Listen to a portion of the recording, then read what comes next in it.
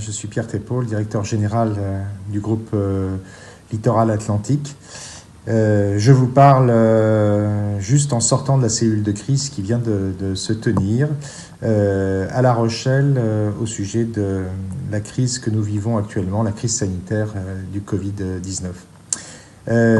J'ai proposé à C17 de pouvoir vous faire un point régulier parce que c'est important pour les habitants de notre territoire de pouvoir vous tenir au courant régulièrement de la situation et de la façon dont dans nos hôpitaux nous sommes engagés pour combattre cette épidémie, car c'est un véritable combat qui s'engage. La cellule de crise, de quoi s'agit-il? C'est une organisation qui se réunit quotidiennement avec des médecins, des soignants, des directeurs.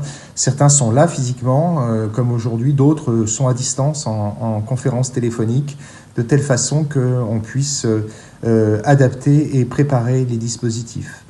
On a cette chance à La Rochelle et à Rochefort, on a cette chance de ne pas être impacté massivement tout de suite par cette épidémie et de tirer les enseignements de ce qui se passe aujourd'hui dans l'Est de la France, mais également en région parisienne. Et ça nous a permis d'élaborer un plan extrêmement important de montée en charge, qui s'adapte d'ailleurs tous les jours.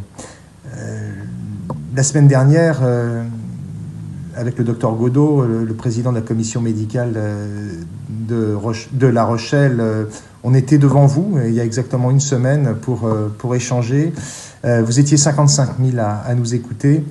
Et donc, ce que je vous propose, puisque les journalistes parfois sont confinés, et je vous propose, moi, de relayer maintenant le travail formidable qu'ils font pour pouvoir me tourner vers vous maintenant très régulièrement. Alors, aujourd'hui, où en est-on?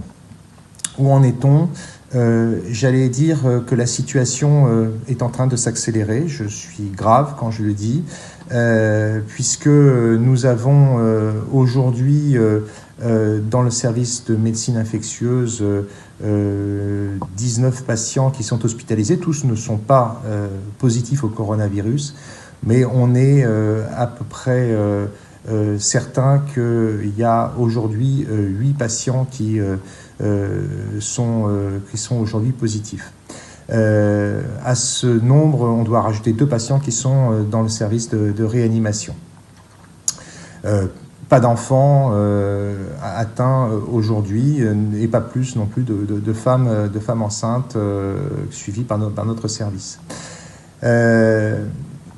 Il faut rappeler que ce virus, on en guérit, je tiens à le dire, que une des principales difficultés et qui fait que le taux de létalité est important, c'est que on peut aller assez vite en phase aiguë, et donc il faut que nos capacités de réanimation soient beaucoup plus importantes qu'elles ne l'étaient. C'est le sens du travail qu'on a fait tout au long de la semaine, en interne, avec l'équipe médicale aussi de Rochefort, mais aussi avec les forces médicales de tout notre territoire, la médecine de ville d'un côté et les médecins anesthésistes réanimateurs des cliniques du Mail et de l'Atlantique à La Rochelle, qui ont proposé spontanément de s'intégrer dans notre dispositif de montée en charge. Je ne vais pas le détailler ici parce que c'est quelque chose qui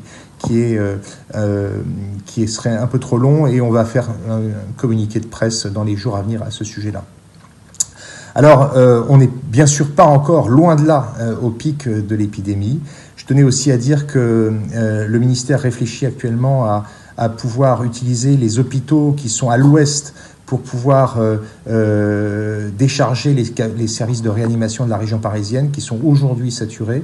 Donc il n'est pas impossible que dans les jours ou les heures à venir, nous puissions accueillir des patients dans la région parisienne. Donc ça, c'est un point important. On est en train, bien entendu, de monter en charge sur notre capacité d'hospitalisation traditionnelle de médecine infectieuse. Et puis, je vous le montrerai la semaine prochaine, tout notre circuit d'accueil des patients qui vont arriver par des ambulances ou transférés éventuellement par les pompiers ou arriver de leurs propres moyens envoyés par la médecine de ville. Tous les patients suspects ont déjà, mais auront un service dédié qui va devenir de plus en plus sollicité. Il y a une question qui agite beaucoup les réseaux sociaux actuellement, c'est le manque de masques. Il est réel. Il est réel. Le nombre de masques était suffisant dans une phase non épidémique. En phase épidémique, il peut être insuffisant. Et nous avons été vigilants pour avoir des stocks disponibles, mais effectivement, dans les prochains jours et les prochaines heures, on va être amené à faire en sorte que tous nos soignants et toutes les personnes qui sont au contact avec les patients puissent être dotés de masques. Voilà, c'est un dispositif qu'on a anticipé. D'ores et déjà, les choses sont en train de se mettre en place là pour que tout soit opérationnel au plus tard lundi. En attendant, je rappelle à tous les bons réflexes, c'est se laver les mains, se tenir à distance, se confiner évidemment, laissez-nous travailler, restez chez vous, c'est très important. Et puis bien sûr, lorsque vous êtes souffrant, vous appelez votre médecin traitant, et puis si ça va vraiment pas, vous appelez le 15, on s'occupera de vous. Vous pouvez nous faire confiance, on est là. Et puis sinon, je tenais quand même aussi à vous dire et à remercier les formidables élans de solidarité dont on est aujourd'hui destinataire. J'ai parlé des cliniques de La Rochelle. On a aussi spontanément des personnes qui proposent leur aide. Ils sont soignants, ils sont pas soignants. Ils disent moi je peux porter des cartons. Je suis médecin retraité, je suis sur l'île de Ré, je peux venir. Le Stade Rochelet nous a proposé de nous faire un don et je tenais à dire à quel point ça nous touche, sincèrement, ça nous touche profondément. Je suis aujourd'hui très ému de tous ces élans. Nous avons Domino's Pizza qui nous livre des pizzas tous les jours. Alors, il faut quand même qu'on puisse faire de l'exercice parce que si on ne fait que manger des pizzas pendant 2 mois, ça va quand même être compliqué. Mais je peux vous dire que les soignants sont très sensibles à ça et on tient à remercier tous ceux qui nous apportent ces gestes de solidarité. D'ailleurs, certains nous proposent même des dons en argent. Alors, on va organiser une collecte, effectivement, permettre cela pour, quand cette crise sera finie, pour pouvoir offrir quelque chose. On réfléchit à différents sujets pour les soignants qui ont été les soignants et puis les personnels hospitaliers, parce que je tiens à dire que ce matin, je croisais quelqu'un qui s'occupait des poubelles. Oui, mais on a besoin de tout le monde.